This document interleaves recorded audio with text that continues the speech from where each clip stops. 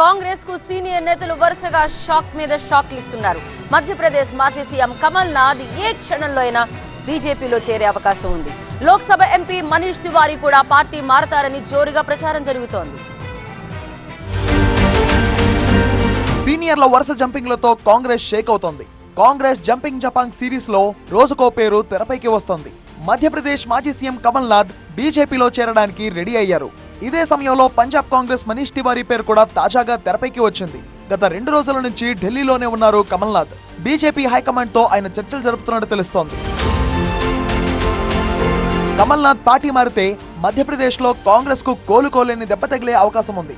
25 మంది కాంగ్రెస్ ఎమ్మెల్యేలు కూడా ఆయనతో పాటే పార్టీ మారే అవకాశం ఉంది. మహారాష్ట్ర నుంచి మాజీ సీఎం అశోక్ చవాన్ కాంగ్రెస్ కు బాయ్ బాయ్ చెప్పి బీజేపీలో చేరారు. ఈ వరుసలోనే పంజాబ్ కు చెందిన ఎంపీ మనీష్ తివారీ కూడా బీజేపీ నేతలతో సీరియస్ గా మంతనాలు సాగిస్తున్నారు. ప్రస్తుతం ఆయన ఆనంద్పూర్ సాహిబ్ నుంచి ప్రాతినిధ్యం వహిస్తున్నారు. బీజేపీ టికెట్ ఇస్తే లుధియానా నుంచి పోటీ చేస్తానని చెప్తున్నారట. అయితే లుధియానా సీటుకు పోటీ బాగా ఉన్నట్టు చెప్తున్నారు. ఈ జంపింగ్ వార్తలన్నీ తప్పుడు ప్రచారం అంటూ మనీష్ తివారీ ఖండించారు. మనీష్ తివారీ ఒకప్పుడు అసంతృప్త నేతల్లో ఒకరుగా ఉండేవారు. G23 అనే కాంగ్రెస్ అసంతృప్త బృందంలో ఈయన కూడా ఒక సభ్యుడిగా ఉన్నారు. అయితే ఆయన పార్టీకి మళ్లీ విధేయుడిగా మారిపోయారు.